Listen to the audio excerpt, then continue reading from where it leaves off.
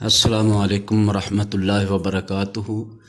Class 10th کا سبق number 3 سورۃ الاحزاب، آیت کا نمبر ہے 21 سے 27 تک،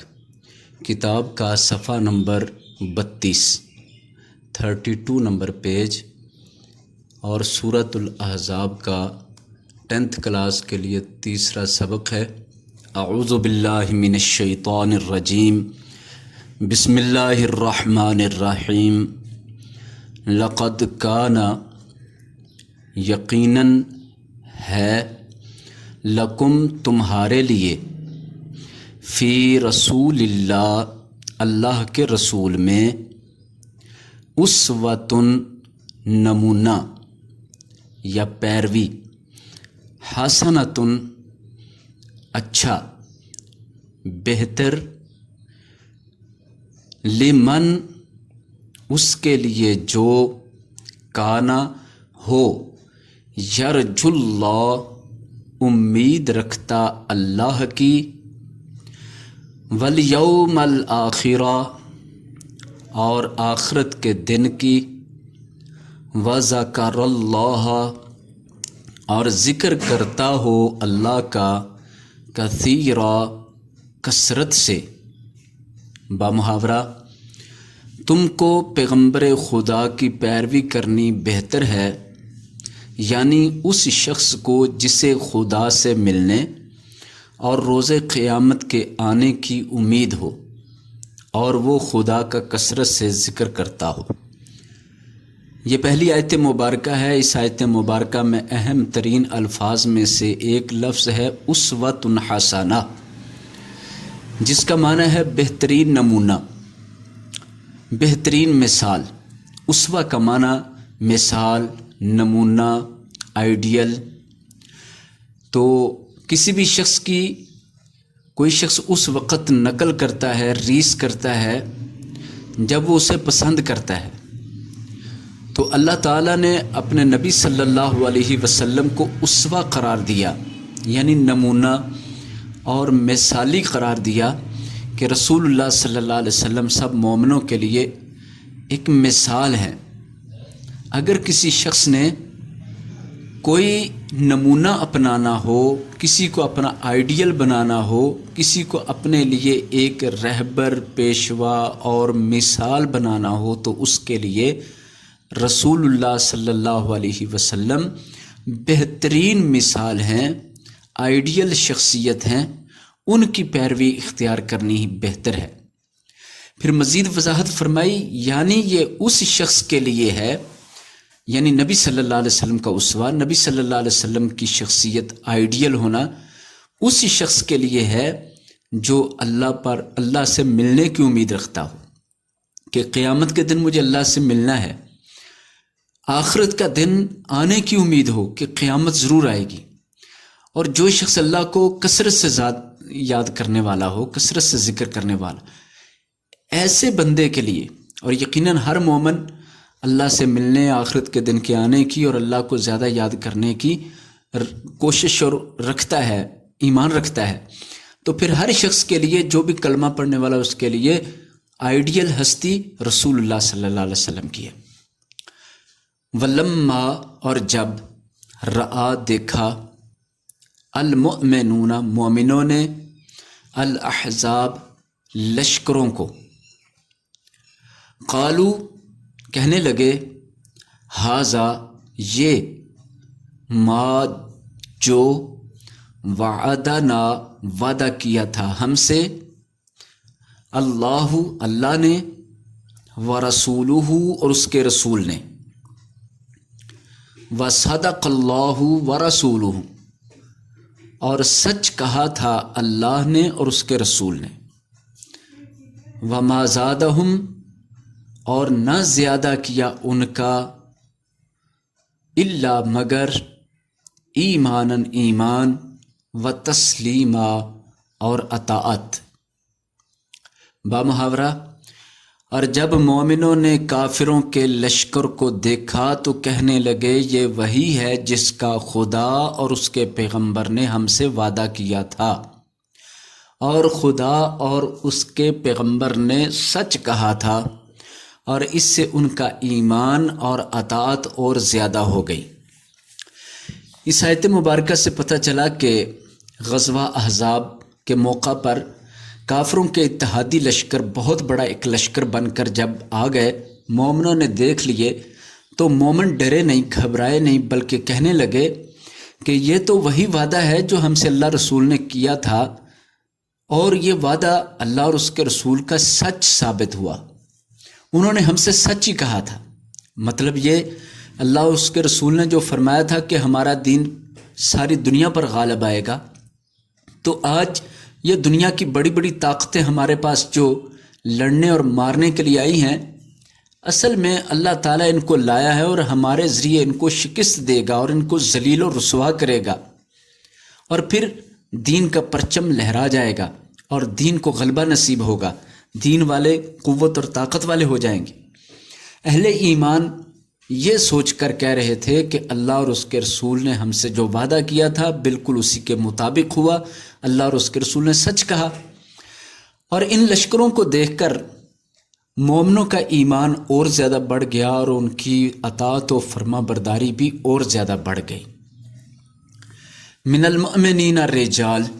مومنوں میں سے کچھ لوگ ہیں، رجال کچھ لوگ ہیں، کچھ اشخاص ہیں، صدقوا انہوں نے سچ کر دیا، ما عاہدوا جو انہوں نے عہد کیا تھا اللہ سے، علیہ جس پر، فمنہم من قضى نحبہ ان میں سے کچھ ایسے ہیں جو فارغ ہو چکے اپنی نظر سے، قضا معنی فارغ ہو گئے، یعنی مکمل کر چکے، پورا کر چکے، نحبہ اپنی نظر کا مطلب جو انہوں نے اپنی ذمہ داری لی تھی، جو اللہ سے عہد اور وعدہ کیا تھا، انہوں نے اس عہد کو پورا نبھا دیا۔ وَمِنْهُمْ اور ان میں سے کئی مَن يَنْتَظِرُ جو انتظار کر رہے ہیں، یعنی اپنے وعدے کی تکمیل کے لیے منتظر ہیں۔ وَمَا بَدَّلُوا تبدیلا اور وہ ذرا بھی نہیں بدلے۔ بامحاورہ مومنوں میں سے کتنے ہی ایسے شخص ہیں کہ جو اقرار انہوں نے خدا سے کیا تھا اس کو سچ کر دکھایا، تو ان میں سے بعض ایسے ہیں جو اپنی نظر سے فارغ ہو گئے یعنی شہید ہو گئے، اور بعض ایسے ہیں کہ انتظار کر رہے ہیں یعنی شہادت کے انتظار میں، اور انہوں نے اپنے قول کو ذرا بھی نہیں بدلا۔ اس آیت مبارکہ میں اللہ تعالیٰ نے کچھ ایسے لوگوں کی تعریف کی ہے جن لوگوں نے اس بات کا عہد کیا تھا کہ ہم اللہ کے دین کی سربلندی کے لیے اپنی جان مال ہر چیز قربان کر دیں گے، تو کئی لوگوں نے تو یہ اپنا عہد سچ کر دیا اور وہ اپنی جان اللہ تعالیٰ کے حضور پیش کر کے شہید ہو کر رب کے پاس جا چکے ہیں۔ اور ان میں سے کئی اپنے وعدے کو پورا کرنے کے لیے ہر غزوہ میں ہر جنگ میں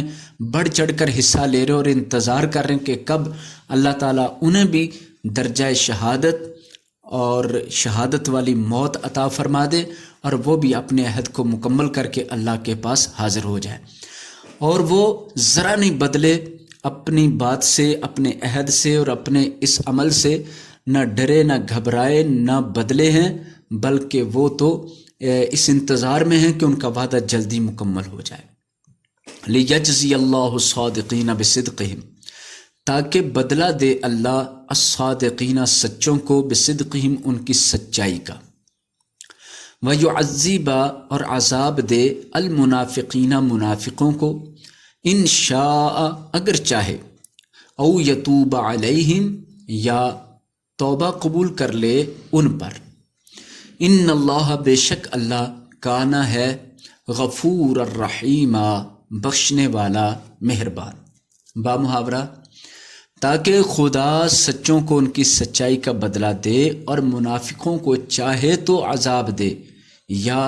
چاہے تو ان پر مہربانی کرے، بے شک خدا بخشنے والا مہربان ہے۔ اللہ تعالیٰ نے سچے لوگوں کی تعریف میں ان کے اچھے بدلے کا بیان فرمایا کہ ان کو ان کی سچائی، جس سچائی پر دین اسلام پر وہ قائم رہے، اسی پر انہوں نے زندگی گزاری، اسی پر انہوں نے قربانیاں دیں، اور اسی پر ان کی وفات اور شہادت ہوئی۔ تو ایسے لوگوں کو اللہ تعالیٰ ان کی سچائی کی وجہ سے ضرور بہترین بدلہ عطا فرمائے گا۔ دوسرے نمبر پر منافقین ہیں جو ہر موقع پر دغا دیتے رہے، دھوکہ کرتے رہے اور مسلمانوں کے ساتھ بے وفائی کرتے رہے، تو ہیں تو وہ عذاب کے لائق، لیکن اگر وہ بھی توبہ کر لیں تو اللہ ان کو بھی توبہ قبول کر کے ان پر مہربانی کر دے گا۔ بہرحال منافقین کو چاہے گا تو عذاب دے گا، چاہے گا تو ان کی بھی توبہ قبول کر کے ان پر مہربانی فرما دے گا، کیونکہ اللہ تعالیٰ بخشنے والا اور رحم کرنے والا ہے۔ وَرَدَّ اللَّهُ الَّذِينَ كَفَرُوا، اور پھیر دیا اللہ نے، ردہ مانا رد کرنا، پھیر دینا، اور پھیر دیا اللہ نے الَّذِينَ كَفَرُوا کافر لوگوں کو، بِغَيْظِهِمْ ان کے غصے کے ساتھ، لم ینالو نہیں انہوں نے حاصل کی، خیرہ کچھ بھلائی، وَكَفَى اللَّهُ الْمُؤْمِنِينَ اور کافی ہوا اللہ مومنوں کو، القتال لڑائی میں، وَكَانَ اللَّهُ اور ہے اللہ قَوِيًّا طاقتور، عزیزا زبردست۔ بامحاورہ، اور جو کافر تھے ان کو خدا نے پھیر دیا، وہ اپنے غصے میں بھرے ہوئے تھے، کچھ بھلائی حاصل نہ کر سکے، اور خدا مومنوں کو لڑائی کے بارے میں کافی ہوا۔ یہ نتیجہ بیان کیا جا رہا ہے غزوہ احزاب کا، غزوہ خندق کا، کہ اللہ تعالیٰ نے آئے ہوئے ان اتحادی لشکروں کو، جو بہت بڑی طاقت، بہت بڑا لشکر لے کر آئے تھے اور مسلمانوں کا گھیرا تنگ کرنے آئے تھے، ان کو خندق کے پار ہی بیٹھے رہنے دیا۔ ایک مہینہ پورا 30 دن تک یہ لوگ خندق کے پار دوسری جانب بیٹھے رہے، ان کو حملہ کرنے کی یا مسلمانوں کے ساتھ لڑائی کرنے کی کوئی نوبت نصیب ہی نہیں ہوئی۔ اللہ تعالیٰ نے بغیر لڑائی کے مسلمانوں کو ان کافروں پر فتح عطا فرما دی، اور یہ کافر لوگ ذلیل و رسوا ہو کر وہاں سے جب واپس گئے تو جو غصہ لے کر آئے تھے اسی غصے سمیت واپس گئے، مسلمانوں پر اپنا غصہ نہیں نکال سکے، اپنے غصے کا اثر نہیں ڈال سکے، اپنے غصے سے ان کو پکڑ کر مار نہیں سکے۔ تو اللہ نے مسلمانوں کی حفاظت فرما لی۔ کافر جو منصوبے لے کر آئے تھے، جو غیظ و غضب اور غصہ لے کر آئے تھے، وہ اپنے سینوں میں بھرا ہوا اسی طرف واپس لے گئے، کوئی بھلائی حاصل نہیں کی، کوئی فائدہ نہیں ان کو اس جنگ میں ہوا۔ اللہ تعالیٰ مومنوں کو اس لڑائی میں کافی ہوا، یعنی بغیر لڑائی کے اللہ نے مومنوں کو فتح عطا فرما دی۔ اللہ بڑا قوت والا زبردست ہے۔ وَأَنزَلَ الَّذِينَ ظَاهَرُوهُمْ اور اتارا ان لوگوں کو، ظَاهَرُوهُمْ جنہوں نے ان کی مدد کی، من اہل الکتاب اہل کتاب میں سے۔ اہل کتاب سے مراد یہودی اور عیسائی لوگ ہیں، لیکن یہاں اس سبق کی اس آیت میں یہودی مراد ہے، کیونکہ اہل کتاب یہودی اور عیسائی ہوتے ہیں، دونوں کو آسمانی کتاب ملی ہے، تو ان کے لیے خاص اصطلاح اہل کتاب کی بولی جاتی ہے۔ من سیاسیہم ان کے قلعوں سے، سیاسیہم قلعوں کو کہتے ہیں جو جنگ کے وقت حفاظت کے لیے رکھے جاتے ہیں، جس کے اندر عوام چھپ جاتی ہے، لوگ قلعہ بند ہو جاتے ہیں۔ وَقَذَفَ اور ڈال دیا فی قلوبہم ان کے دلوں میں، الرعب روب، دہشت، فریقاً ایک گروہ کو، تقتلون تم قتل کرتے ہو، وَتَأْسِرُونَ فریقا اور قید کر لیتے ہو ایک فریق کو۔ بامحاورہ، اور اہل کتاب میں سے جنہوں نے ان کی مدد کی تھی ان کو ان کے قلعوں سے اتار دیا اور ان کے دلوں میں دہشت ڈال دی، تو کتنوں کو تم قتل کر دیتے تھے اور کتنوں کو قید کر لیتے تھے۔ اب اس آیت مبارکہ سے یہودیوں کے ایک قبیلہ بنو قریظہ کی غداری کا اور ان کے انجام کا ذکر کیا گیا ہے۔ بنو قریظہ مدینہ کے اندر رہنے والا یہودیوں کا آخری قبیلہ تھا، اور یہ لوگ اس بات پر عہد کر چکے تھے کہ مسلمانوں کے ساتھ مل کر رہیں گے، مسلمانوں سے غداری نہیں کریں گے، جو دشمن آئے گا اس کا مقابلہ مل کر کریں گے تاکہ مدینہ منورہ کا دفاع ہو سکے، اپنے وطن کا دفاع ہو سکے۔ لیکن ان لوگوں نے غداری کی، مسلمانوں کی مخالفت کی، اور غزوہ خندق کے موقع پر کافروں کا ساتھ دیا اور کافروں کے حمایتی بن گئے۔ لہٰذا ان لوگوں نے جب مسلمانوں کی مخالفت اور کافروں کی حمایت کا واضح اعلان کر دیا اور اپنا عہد توڑ دیا، تو کافروں کی شکست کے بعد پھر نبی صلی اللہ علیہ وسلم کو اللہ کا حکم آیا کہ جنہوں نے غداری کی تھی اب ان کو گھیرے میں لیں۔ یہودی لوگ اپنے بچاؤ کے لیے قلعے میں چھپ گئے، تو نبی صلی اللہ علیہ وسلم نے ان کے قلعے کا گھیراؤ کر لیا۔ پھر ان لوگوں کو اللہ تعالیٰ نے ان کے دلوں میں مسلمانوں کا رعب ڈال کر قلعے سے باہر لایا۔ جب قلعے سے ان لوگوں کو اتارا گیا تو ان لوگوں نے کہا کہ ہمیں حضرت سعد کا فیصلہ قبول ہے، جو وہ فیصلہ کریں گے۔ اور حضرت سعد دعا کر رہے تھے، اللہ سے زخمی تھے اس جنگ کے اندر، تو وہ دعا کر رہے تھے کہ اللہ، بنو قریظہ نے جن کے ساتھ میرے گہرے تعلقات تھے ہمارے ساتھ بدعہدی کی، جب تک میں ان کا برا انجام نہ دیکھ لوں مجھے موت نہ دینا۔ تو اللہ تعالیٰ نے ایسی دعا قبول اس مجاہد کی کہ ادھر وہ کہہ رہے ہیں کہ میں ان کا انجام دیکھنا چاہتا ہوں، اور ادھر یہی لوگ کہہ رہے ہیں کہ ہمیں حضرت سعد کا فیصلہ قبول۔ حضرت سعد کو لایا گیا، حضرت سعد کے ہاتھ میں فیصلہ دیا گیا، تو حضرت سعد رضی اللہ عنہ نے فیصلہ فرمایا کہ ان کے جوانوں کو قتل کر دیا جائے، بوڑھے عورتوں اور بچوں کو قید کر لیا جائے۔ قتل اور قید کا فیصلہ فرمایا، تو اس کے مطابق عمل کر دیا گیا۔ تو نبی صلی اللہ علیہ وسلم نے فرمایا، اے سعد، جو تو نے فیصلہ کیا یہی میرا فیصلہ تھا، یہی اللہ کا فیصلہ ہے۔ تو اللہ تعالیٰ فرماتے ہیں ان کو ان کے قلعوں سے اتار لیا۔ تو یہ بنو قریظہ قبیلے کا نام یاد رکھنا ہے، اور یہ بھی یاد رکھنا ہے یہ یہودی قبیلہ ہے۔ ان لوگوں نے جب ایسا کیا ہے تو اللہ تعالیٰ نے ان کے لیے اس طرح سزا دی، اور ان کے لیے جوانوں کا قتل اور بوڑھے بچوں اور عورتوں کو قید کرنے کا حکم دیا گیا تھا۔ یہ انجام ہوا ہے ان یہودی قبیلے، یعنی یہ دو جنگیں ہو گئی، ایک جنگ تو کافروں کے ساتھ تھی، اور ایک یہودی جو مدینہ کے اندر تھے، خندق کے اندر والی طرف مسلمانوں کے ساتھ۔ تو مسلمانوں کو گویا کہ یہ جنگ اتنی مشکل پیش آئی تھی کہ مدینہ کے باہر جو خندق ہے، خندق کے بھی باہر کافر کھڑے ہیں، وہ بہت بڑا دشمن ہے، اور ایک اندرونی دشمن جو مدینہ کے اندر یہودی لوگ تھے وہ اندر کی طرف آبادی کے اندر دشمن تھے۔ تو دونوں طرف مسلمانوں کو جنگ لڑنی پڑی، دونوں مقامات پر اللہ تعالیٰ نے فتح دی۔ تو کافروں کو شکست دی، وہ مکہ کی طرف واپس چلے گئے اور اپنے اپنے علاقوں کی طرف، پیچھے یہ مدینے کے اندر کے یہودی رہ گئے جو بدعہدی اور غداری کرنے والے تھے۔ تو ان کو بھی اللہ تعالیٰ نے اتنی زبردست شکست اور ذلت دی کہ یہ قتل کر دیے گئے، اور بچے بوڑھے عورتیں غلام بنا لیے گئے۔ وَأَوْرَثَكُمْ، اور وارث بنایا تم کو، اور ارضہم، ان کی زمین کا، وَدِيَارَهُمْ، اور ان کے گھروں کا، وَأَمْوَالَهُمْ، اور ان کے مالوں کا، وَأَرْضًا، اور ایسی زمین کا، لَمْ تَطَئُوهَا، جس پر تم نے کبھی قدم نہ رکھا تھا، کبھی پاؤں نہیں رکھا تھا، وَكَانَ اللَّهُ، اور ہے اللہ، عَلَى كُلِّ شَيْءٍ، ہر چیز پر، قدیرہ، قدرت رکھتا۔ بامحاورہ، اور ان کی زمین اور ان کے گھروں اور ان کے مال اور اس زمین کا جس میں تم نے پاؤں بھی نہیں رکھا تھا تم کو وارث بنا دیا، اور خدا ہر چیز پر قدرت رکھتا ہے۔ تو اس آخری آیت کے اندر اللہ تعالیٰ نے یہ بات واضح فرمائی کہ بنو قریظہ جو یہودی قبیلہ تھا ان سے مال غنیمت میں اتنا مال ملا کہ مسلمان دولت مند ہو گئے۔ تو کتنی چیزیں مال غنیمت ملا ان یہودی قبیلہ بنو قریظہ سے؟ سب سے پہلے ان کی زمینیں، جتنی بھی ان کی زمین تھیں، پلاٹ تھے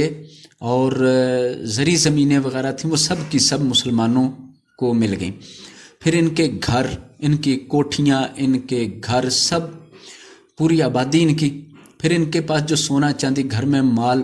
تھا وہ سارے کا سارا مسلمانوں کو مل گیا۔ یہ بہت امیر قبیلہ تھا، ان کی ساری دولت مسلمانوں کو غنیمت میں مل گئی۔ اور ایسی زمین جس پر مسلمانوں نے کبھی پاؤں بھی نہیں رکھا تھا، یعنی اتنے بڑے بڑے باغات اور اتنی قیمتی زمینیں تھیں کہ مسلمان کبھی ادھر گئے ہی نہیں تھے۔